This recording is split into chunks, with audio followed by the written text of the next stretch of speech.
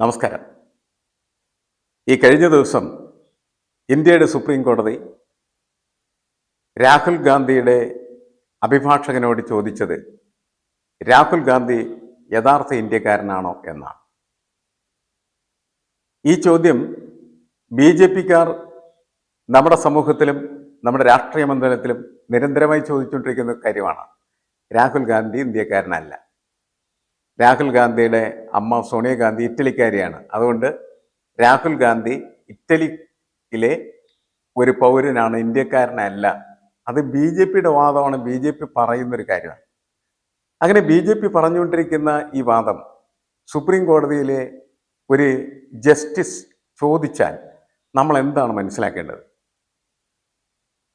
Rahul ഗാന്ധിക്കെതിരെയുള്ള അപകീർത്തി case പരിശോധിക്കുന്ന സമയത്ത് അതിൻ്റെ വിചാരണ വേളയിലാണ് ജസ്റ്റിസ് ദീപാങ്കർ ദത്ത ഈ ചോദ്യം ചോദിക്കുന്നത്. രാഹുൽ ഗാന്ധിയുടെ അഭിഭാഷകനായിട്ടുള്ള വളരെ പ്രശസ്തനും അതേപോലെ തന്നെ സുപ്രീം കോടതിയിലെ മുതിർന്ന അഭിഭാഷകനുമായിട്ടുള്ള അഭിഷേക് മനു സിംഗ്വി ഇത് കേട്ട് വല്ലാതെ അസ്വസ്ഥനായി. ഒരു ജഡ്ജി ഇങ്ങനത്തെ ചോദ്യം ചോദിക്കുക എന്നുവെച്ചാൽ ജഡ്ജി തന്നെ ബി ജെ പി സർക്കാരിൻ്റെ ശബ്ദത്തിൽ സംസാരിക്കുക, അല്ലെങ്കിൽ ബി ജെ പിയുടെ ശബ്ദത്തിൽ സംസാരിക്കുക. നമ്മളുടെ ഭാഷയിൽ പറയും, എന്താണ് സുപ്രീം കോടതി കാവ്യവൽക്കരിച്ചു എന്ന് വേണമെങ്കിൽ ചോദിക്കാവുന്ന തരത്തിലുള്ള ചോദ്യമായിട്ട് ആ ചോദ്യം മാറുകയാണ് ചെയ്തത്. ഇത് 2022 ഭാരത് ജോഡോ യാത്രയിൽ രാഹുൽ ഗാന്ധി ഉപയോഗിച്ച ഒരു പ്രയോഗത്തെ ചുറ്റിപ്പറ്റിയുള്ള ഡിഫാമേഷൻ കേസാണ്, അപകീർത്തി കേസ്. ആ കേസ് കൊടുത്തത് ബോർഡർ റോഡ്സ് ഓർഗനൈസേഷൻ്റെ മുൻ ഡയറക്ടറാണ്. ഇന്ത്യൻ സൈന്യത്തെ അപമാനിച്ചു എന്നതായിരുന്നു രാഹുൽ ഗാന്ധിക്കെതിരായിട്ട് ഉന്നയിക്കപ്പെട്ടിരിക്കുന്ന ആരോപണം. ആ കേസ് സ്റ്റേ ചെയ്യണമെന്ന് ആവശ്യപ്പെട്ടുകൊണ്ട്, അല്ലെങ്കിൽ അത് സ്ക്വാഷ് ചെയ്യണമെന്ന് ആവശ്യപ്പെട്ടുകൊണ്ടാണ് അഭിഷേക് മനു സിംഗ്വി സുപ്രീം കോടതിയിലെത്തിയത്. അപ്പോഴാണ് അദ്ദേഹത്തിന് ചോദിക്കുന്നത്, ഇയാൾ യഥാർത്ഥത്തിൽ ഇന്ത്യക്കാരനാണോ എന്ന്. എന്താണ് ഇതിനാസ്പദമായിട്ടുള്ള വിഷയം? ഇതിനാസ്പദമായിട്ടുള്ള വിഷയം 2020 നടക്കുന്നത്. 2022 രാഹുൽ ഗാന്ധി ഭാരത് ജോഡോ യാത്രയിൽ ഈ വിഷയം അവതരിപ്പിക്കുന്നത്. 2020 ചൈനയും ഇന്ത്യയും പങ്കുവെക്കുന്നതായിട്ടുള്ള ഗാൽവൻ താഴ്വരയുടെ അതിർത്തി, ഗാൽവൻ താഴ്വര, അതിൻ്റെ അതിർത്തി പ്രദേശത്ത് ഏതാണ്ട് 2000 ചതുരശ്ര കിലോമീറ്റർ ചൈനീസ് പട്ടാളം ഇന്ത്യ അതിർത്തിയിലേക്ക് കടന്നു കയറിയെന്നും അതുപോലെ തന്നെ ഇന്ത്യൻ പട്ടാളക്കാരെ ഉപദ്രവിച്ചുവെന്നും ഈ കാര്യങ്ങളൊക്കെ സർക്കാർ മറച്ചു വെക്കുന്നു എന്ന് പറഞ്ഞിട്ടാണ് രാഹുൽ ഗാന്ധി സംസാരിക്കുന്നത്. എന്നുവെച്ചാൽ ജനങ്ങളെ അറിയിക്കേണ്ടതായിട്ടുള്ള കാര്യങ്ങൾ സർക്കാർ അറിയിക്കാത്തതായിട്ടുള്ള സാഹചര്യത്തെ മുൻനിർത്തിയാണ് ഇത്തരത്തിലൊരു ആരോപണം യഥാർത്ഥത്തിൽ രാഹുൽ ഗാന്ധി ഉന്നയിച്ചിട്ടുള്ളത് എന്നതാണ് രാഹുൽ ഗാന്ധിയുടെ വക്കീൽ കോടതിയിൽ പറയുന്നൊരു കാര്യം. പക്ഷെ കോടതി തിരിച്ചു വയ്ക്കുന്നത് ഇയാൾ ഇന്ത്യക്കാരനാണോ? കാരണം ഇന്ത്യയുടെ 2000-ലധികം വരുന്നതായിട്ടുള്ള ചതുരശ്ര കിലോമീറ്റർ എന്ന് പറയുന്നത് ചൈനീസ് പട്ടാളം ആക്രമിച്ച് കീഴ്പ്പെടുത്തിയെന്നോ അല്ലെങ്കിൽ കൈവശപ്പെടുത്തിയോ എന്നൊക്കെ പറയുന്നതിൽ എന്ത് തെളിവാണുള്ളത് എന്നാണ് ചോദിക്കുന്നത്. രാഹുൽ ഗാന്ധിയുടെ ഒരു കേസ് പരിശോധിക്കുന്ന സമയത്ത് രാഹുൽ ഗാന്ധിയോട് ഇങ്ങനെ പറഞ്ഞതിൻ്റെ തെളിവെന്താണ് എന്ന് കോടതി ചോദിക്കുക എന്ന് പറഞ്ഞാൽ അതിൽ ഒരു അസാധാരണത്വമുണ്ട്. ഒന്ന്. രണ്ട്, രാഹുൽ ഗാന്ധിയുടെ DNA പരിശോധിക്കാനായിട്ട് കോടതി തീരുമാനിച്ചാലും അതിലും പ്രശ്നമുണ്ട്. കാരണം വിഷയം എന്താണെന്ന് വെച്ചിട്ടുണ്ടെങ്കിൽ ഒരു അപകീർത്തി കേസാണ്. ആ അപകീർത്തി കേസിൽ രാഹുൽ ഗാന്ധി പറഞ്ഞിരിക്കുന്നതായിട്ടുള്ള കാര്യം ശരിയാണോ തെറ്റാണോ എന്ന് പരിശോധിക്കുകയും അത് സൈന്യത്തിന് അപകീർത്തികരമാണോ എന്ന് പരിശോധിക്കുകയും ചെയ്യേണ്ട ജോലി മാത്രമേ കോടതിക്കുള്ളൂ. അതിനപ്പുറത്തായി കോടതി കടക്കാനായിട്ട് പാടില്ല എന്നുള്ളതാണ്. അത് പരിശോധിക്കുന്നതിന് പകരം അതിൻ്റെ ആ പരിശോധനയ്ക്ക് ഉള്ള ഒരു സാധ്യത എന്ന് പറയുന്നത് ഇന്ത്യയിൽ ഏതാണ്ട് ഇന്ത്യക്കാരായിട്ടുള്ള 20 പട്ടാളക്കാരെ ചൈനീസ് പട്ടാളം കൊന്നു എന്ന് തന്നെയാണ് ഇന്ത്യൻ സർക്കാരിൻ്റെ വാർത്താക്കുറിപ്പിലൂടെ പുറത്തുവിട്ട്. എത്ര ചൈനക്കാർ ചത്തു എന്നുള്ളത് അറിയാനും പാടില്ല, അത് വ്യക്തമാക്കപ്പെട്ടിട്ടുമില്ല എന്നുള്ളതാണ്. നമ്മളുടെ പ്രദേശം പലയിടങ്ങളിലും, പ്രത്യേകിച്ച് അരുണാചൽ പ്രദേശ് പോലെയുള്ള സ്ഥലങ്ങളിൽ ചൈനക്കാർ കടന്നു കയറി അവർ ചൈനീസ് ബോർഡൊക്കെ വഹിച്ചുകൊണ്ടിരിക്കുന്നു എന്നുള്ള വാർത്ത ഇന്ത്യൻ സർക്കാർ തന്നെയാണ് പറയുകയൊക്കെ ചെയ്യുന്നത്. വെച്ചാൽ അവിടെ ഈ അതിർത്തി മാന്തൽ എന്ന് പറയുന്നത് നടക്കുന്നുണ്ട്. അപ്പോൾ ഇക്കാര്യത്തിൽ സർക്കാരിന് വളരെ വ്യക്തമായിട്ടുള്ള ഒരു വിവരം വേണമെങ്കിൽ ജനങ്ങളുടെ മുന്നിൽ നൽകാം. ഇന്നിന്ന കാര്യങ്ങളൊക്കെയാണ് ഇവിടെ നടക്കുന്നത്, നമ്മൾ ആ കാര്യത്തിൽ പ്രതിരോധിക്കുന്നതിന് വേണ്ടി ഇന്നിന്ന കാര്യങ്ങളെല്ലാം ചെയ്തു. അത് പറയാതിരിക്കുകയാണ്. പാർലമെന്റിൽ ചോദ്യം ചോദിച്ചാൽ പറയുന്നില്ല, പുറത്തും പറയുന്നില്ല, ഒരു സ്ഥലത്തും പറയാതിരിക്കുന്ന സമയത്താണ് ഈ യാത്രയിൽ രാഹുൽ ഗാന്ധി ഈ വിഷയം മുന്നോട്ട് വെക്കുന്നത്. അപ്പോൾ ആ വിഷയത്തിൽ ഊന്നിന്നുകൊണ്ട് സംസാരിക്കേണ്ട കോടതി അതിന് പകരമായിട്ട് ഇത്തരം ചോദ്യങ്ങൾ ചോദിക്കാനായിട്ട് തുടങ്ങുന്ന സമയത്ത് നമ്മളുടെ ഭരണകൂട സംവിധാനത്തിൻ്റെ ഒരു ഭാഗമാണ് കോടതി. മാത്രമല്ല, ജനാധിപത്യ സംവിധാനത്തിൻ്റെ ഒരു മൂന്നാം തൂണായിട്ടാണ് നമ്മൾ ജുഡീഷ്യറിയെ കണക്കാക്കുന്നത്.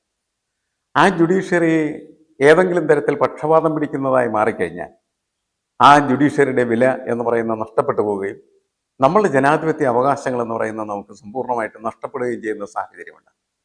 അതൊരിക്കലും പാടില്ല എന്നതുകൊണ്ടാണ് ഇത്തരത്തിലുള്ള പരാമർശങ്ങൾ കോടതിയുടെ ഭാഗത്തുനിന്ന് വരരുത് എന്ന് പറയും. ഗാൽവൻ താഴ്വരയ്ക്ക് വലിയ പ്രാമുഖ്യവും പ്രാധാന്യമുണ്ട്. കാരണം അത് പിടിച്ചെടുക്കാനായിട്ടുള്ള ശ്രമം 1962 ഇന്ത്യയും അതേപോലെ ചൈനയും തമ്മിൽ നടന്ന യുദ്ധകാലത്ത് ചൈന പരിശ്രമിച്ചാണ്. പക്ഷേ നമ്മൾ യുദ്ധത്തിൽ തോറ്റെങ്കിലും അത് അന്ന് നമുക്ക് കാത്തു സൂക്ഷിക്കാനായിട്ട് കഴിഞ്ഞു. അതിനുള്ള കരുത്ത് നമ്മൾ കാണിച്ചു.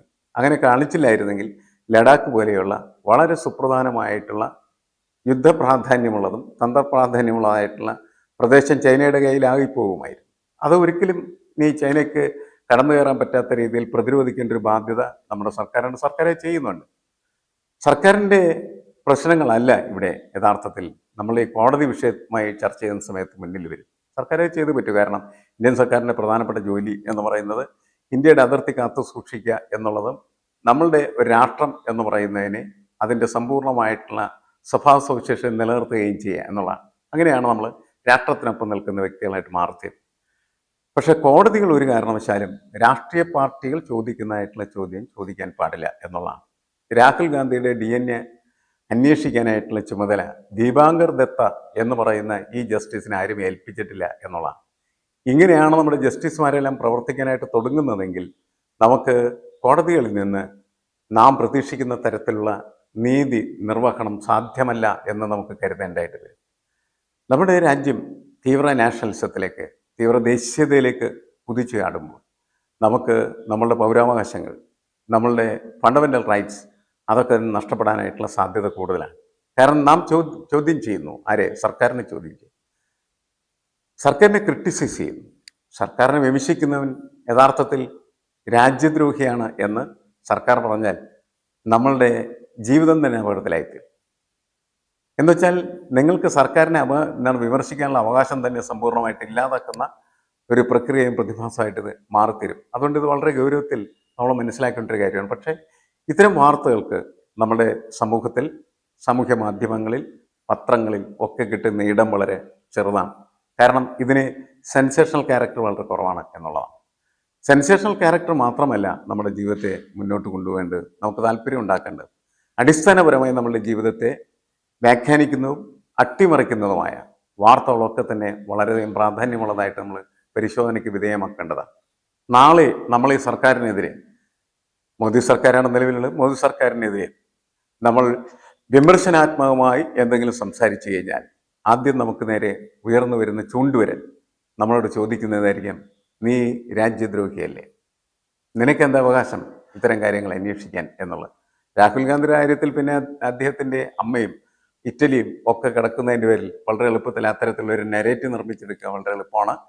മാത്രമല്ല അത് രാഷ്ട്രീയത്തിലെ ശത്രുക്കൾ എന്ന് പറയുന്നത് കൃത്യമായിട്ടുള്ള രീതിയിൽ ഉപയോഗിക്കുകയും ചെയ്യും. അപ്പോൾ കോടതി ഇങ്ങനെ ഒരു പരാമർശം നടത്തിയാൽ അതിൻ്റെ അർത്ഥം എന്ന് പറയുന്നത് BJPക്ക് വളരെ സൗകര്യമായിട്ട് രാജീവ് ഗാന്ധി പ്രതിനിധാനം ചെയ്യുന്ന പ്രസ്ഥാനത്തെയും രാജ്യദ്രോഹത്തിൻ്റെ പ്രസ്ഥാനമാണെന്നും അതിൻ്റെ നേതാവാണ് അതുപോലെ തന്നെ രാഹുൽ ഗാന്ധി എന്നും പ്രഖ്യാപിക്കാനായിട്ട് രാജീവ് ഗാന്ധിയിൽ നിന്ന് രാഹുൽ ഗാന്ധിയിലെത്തുന്ന സമയത്ത് കുറേയും കൂടി ശക്തമായിട്ടുള്ള രീതിയിൽ രാഹുലിനെ മോശക്കാരനായിട്ട് ചിത്രീകരിക്കാനും രാഹുലിനെ രാജ്യവിരുദ്ധനായിട്ട് പ്രഖ്യാപിക്കാനും കഴിയുന്നു എന്നത് ഇതിൻ്റെ ഏറ്റവും മോശമായിട്ടുള്ള വശമാണ്.